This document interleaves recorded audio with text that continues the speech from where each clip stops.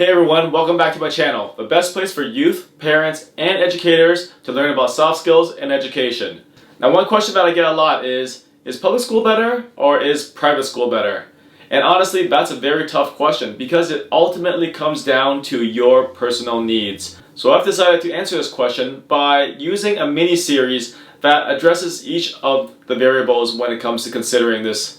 Because public schools and private schools vary so much depending on their locale, their country, depending on a variety of considerations, I'm going to use the case of Ontario because there really is no case that represents everything. So I'm going to use Ontario, which is what I'm familiar with, and I'm going to take a bird's eye view in answering this question. And so for this mini-series, I'm going to compare the strengths and limitations of Ontario's public and private schools. And if this is what you want to learn about, then keep on watching. Now, according to Statistics Canada in 2017, Ontario is the wealthiest province. It's also the most highly populated and one of the more densely populated provinces in Canada. In addition, the Greater Toronto Area is the fourth most populated city in North America. Now, in the Ontario education system, there are three levels: early childhood education, primary, and secondary education. There are also four school boards, which are English Public, English Catholic, French Public, and French Catholic. So what constitutes public education in these videos would be these four along three levels. Now, according to a 2015 study by PISA, which is the Program for International Student Assessment, which is a standardized test that goes across the world and compares different education systems and different countries to see which country performs better, which country has some catching up to do. And in this case, Ontario did relatively well, and it was one of the top ranking systems in the world. But when it comes to comparing public and private education, what that study found was that private education did slightly better on all regards compared to public education. So we're talking about math, sciences, and reading. However, when we talk about private education, we must avoid using a broad brush stroke. And when I say that, I mean not all private schools are the same. So in some cases, private schools are run by independent boards. Now those tend to be well established and have a long history of graduating students that perform really well. On the other hand, there is private education that is more profit driven, and these are owned by private owners, and they don't really pay their teachers as well, and students there, yeah, they get their education, but is it really much better than public education? A study in Statistics Canada found that by age 15, private school students tend to do better in math, science, and reading compared to their public counterparts. In addition, by age 23, private school students tend to have a higher level of educational attainment. Now, we have to differentiate attainment from achievement. Achievement is more about what scores people get. Attainment, on the other hand, is what degrees, what are the diplomas that the students achieved. So, achievement and attainment are two different things that we're talking about here. So having said all of that, the comparisons between public and private education really needs to be nuanced. And in this mini-series, I'm going to compare 5 variables that separate the two. And I hope it will help you in making a decision on whether public or private education is more suited for your needs. Now, when it comes to resources, Ontario can offer a wide variety of support services for their students because it's the most wealthiest province and it's also the most densely populated province. Now, that really matters because the breadth of services it can offer depends largely on the population and the finances available. So for example, Ontario's special needs program is one of the best in the world. So for example, if a school has a handful of students that have special needs such as ADHD, autism, a handful of schools can share a single school psychologist.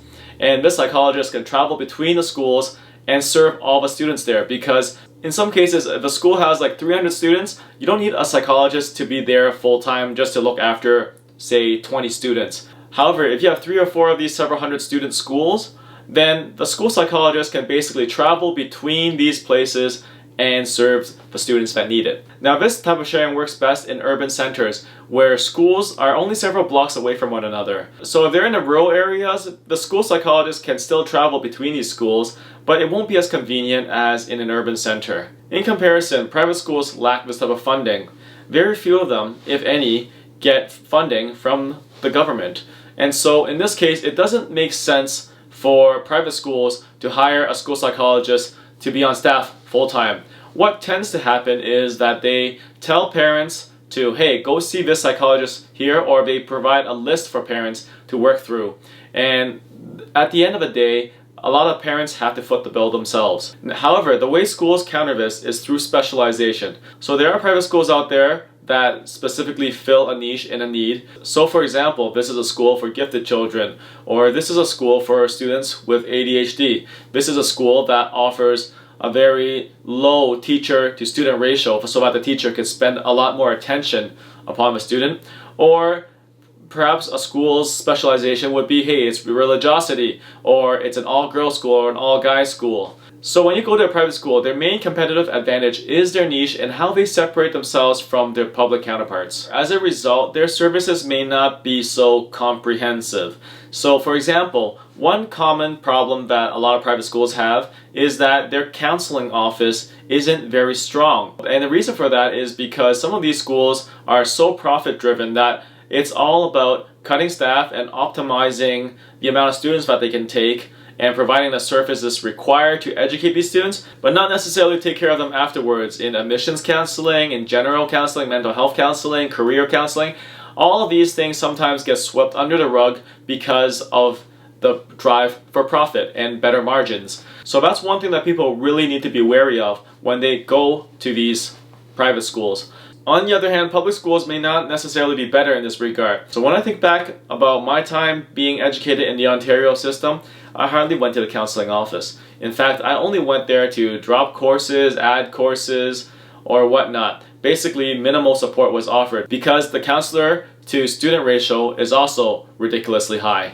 And in some cases, it's 1 to 800. So when it comes to comparing public and private schools, in some aspects, public schools would be better. Some cases, private schools would be better. It really depends on the specific school. But if we're speaking in generalities, private schools are more niche-based. Public schools offer a more comprehensive program, though it may not be necessarily as good as a private school's niche. Finally, private schools are often able to draw resources, whether it's networks or funding, from their alumni networks. And this is the case especially if these are independent schools which have been established for a long time. In some cases, there are independent schools in Ontario that's been around for almost 200 years.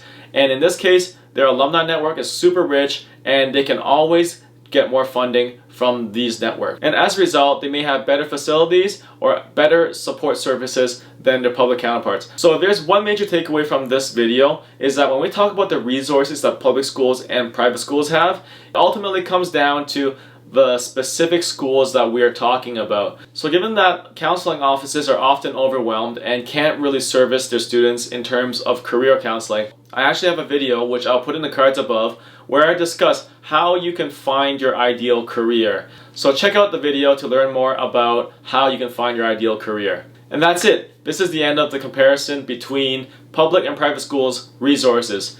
In the next video, I'll be comparing their educational philosophies. So make sure you subscribe and hit the notification bell so that you get notified when it comes out. And also, if you like the video, don't forget to like it and leave a comment below. Take care.